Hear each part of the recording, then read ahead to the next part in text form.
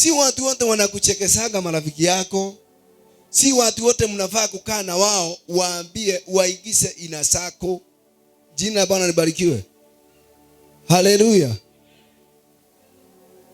Si watu wote utaelezea zida zako.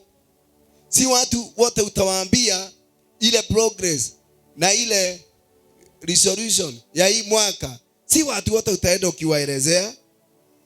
Jina la Bwana libarikiwe. Ruben alidanganywa na Biliha. Ruben alidanganywa na Biliha.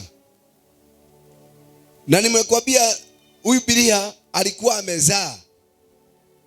Alikuwa amezaa Dan na amezaa Naftali. Akadanganya mtu ambaye anaitwa Ruben. So Bible inasema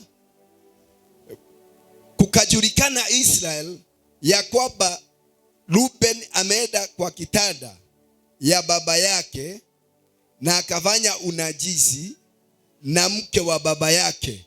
So hiyo habari yote ikaenda ikajaa Israel. Jina la Bwana libarikiwe. Ni nani atakaye kuja afunge mlango? Ni nani atakaye kuja afunge mlango? Ni nani? Purpose ya mtu kufungua mlango ilikuwa gani? So tukiangalia na njia nyingine, habari ya Ruben ya kutawala ilikuwa juu. Alikuwa juu kwa sababu Israel walikuwa wanaachiwa vitu zile. Firstborn alikuwa anapewa mali na baba yake. Alikuwa anapewa mali nusu ya baba yake. Watoto wengine wanagawana hiyo ingine, the rest. Sasa Biliha alijua hivyo. Alinyang'anya Ruben kila kitu. Jina la Bwana libarikiwe. Genesis 49 inasema verse 4.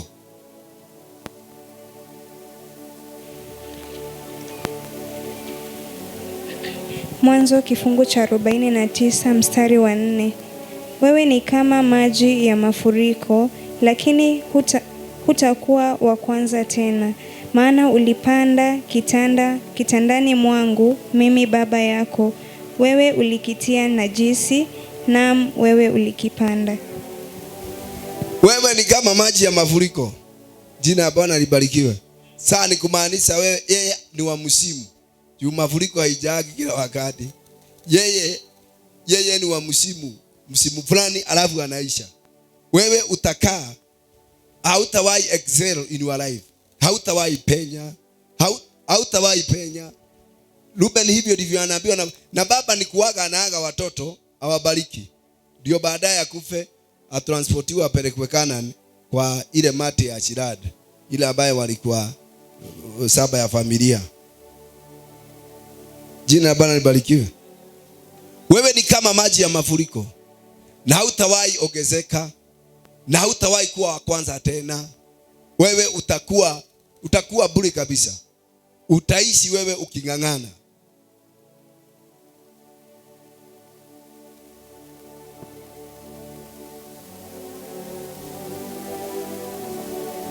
Bwana asifiwe.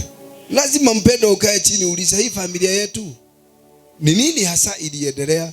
Ni nani kuna watu walinyima waanzilishi wa family chakula. Kuna mama aliolewa mahali akanyima familia chakula, wazazi. Mimi unajua ni mtu mimi najua mambo mingi sana. Mimi unaona hapa. Aliolewa mama, lakini hata kuna mama mwingine alikufa akiwa amekuliwa na zile vitu na alikuwa analala chini. Na hawa watu, huyo bibi aliolewa na kijana wake wako na mali sana, lakini hawezi wakaangalia mama. Mama sasa alienda, alikufa, alizikwa, waliachiwa mali ile mama alikuwa amewacha.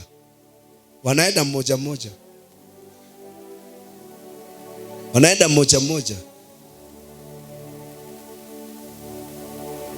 Jina la Bwana libarikiwe.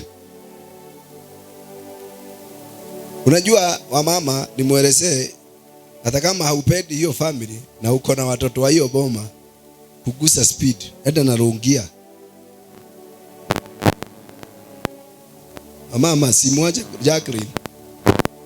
Simwache kulala na Doris. Nilisikia nikiambiwa na mhubiri, ukiona ukihubiria watu wanalala, hawapendi hiyo kitu nawaambia. Si yakwa aliniambia si demon inakuwa ndani yao, hawapendi hiyo kitu.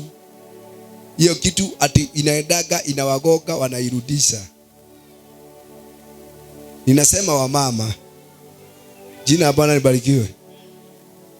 Sema mama. Sema wewe mama. Hata kama hupendi hiyo familia na uko na watoto wa hiyo family, enda pole pole. Siweke sauti hapo. Ni ya nini nguvu unaspea kusema enda, mwambie enda pole pole. Wacha biu ni ya nini sasa? Utaleta maneno na utaletea watoto maneno. Hawa. Hata kama kuna mambo mabaya sio poa kwa hiyo family, mpendwa, na ulizaa huko na uko kanisa hizi za moto moto, na jioni ikifika imezimika, enda pole pole bwana. Jina la Bwana libarikiwe. Atiwede nini? Unajua nimekuria niambia David, Yesu aliomba ombi akawaambia, na ule atakayepotea nisiulizwe. Yesu ndio aliambia Mungu, enda pole pole. Hata kama upendi hiyo familia, usikuwe na bio. Jua kuna watoto hapo, na wewe watoto ndio ulizaa huko. Jina la Bwana libarikiwe. Kuna mchungaji niliambia, nasikia ndani yangu huko hakuna baraka yako. Kuna mama amekuhold. Nikamfuatilia nikiuliza, nikaongea naye. Nilikuwa hapo kwa ofisi. Akaniambia kuna mimi sio kule nilizaliwa. So wale walituzaa wako uhai na tulitoka huko tukiwa wakubwa. Mwambie sasa mimi nitafanya nini? Na hawa watu wamekataa kumwachilia. Enda ukatafute kwenu. Nani hana kwao? Kuna mtu hana kwao? Bwana asifiwe. Wacha ati kunikasirikia hapa. Unanikasirikia bure. Hakuna mtu hana kwao. Kila mtu ako na kwao. Hata kama upendi hiyo familia, my friend, enda tu pole pole. Pole pole. Tutafika. Enda pole pole. Wacha kukuganisha vitu hapo na baadaye sitakuja kuleta maisha. So Ruben, kwa mawazo yangu mimi nilikuwa nafikiria ni msichana mdogo alichukuaga, kumbe ni mama hapo. Mama ndio aliingiza Ruben box.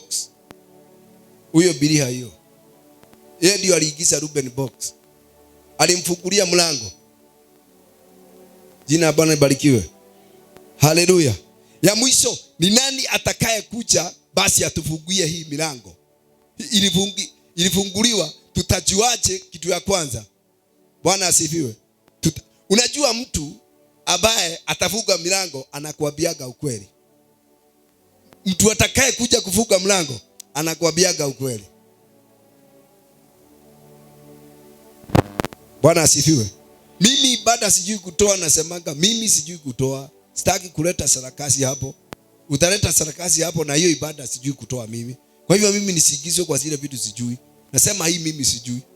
Basi kutafutwa ule mtu mwingine atakuja atoe hiyo ibada. Jina la Bwana libarikiwe.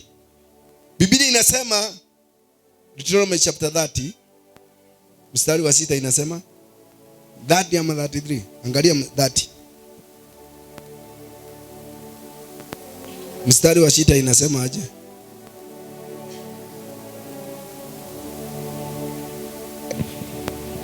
Kumbukumbu la Sheria kifungu cha 30 mstari wa 6.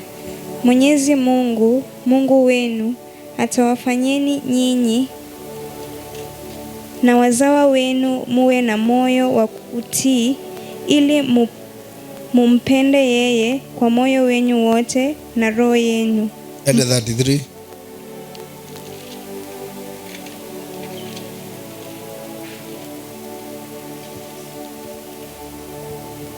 Kumbukumbu la Sheria kifungu cha 33 mstari wa 6. Mose alisema juu ya kabila la Rubeni. Hapo ndio nilikuwa natafuta, si hapo umesoma haya. Moses akasema juu ya kabila ya Rubeni. Rubeni aishi wala asife, na watu wake wasiwe wachache. Amen.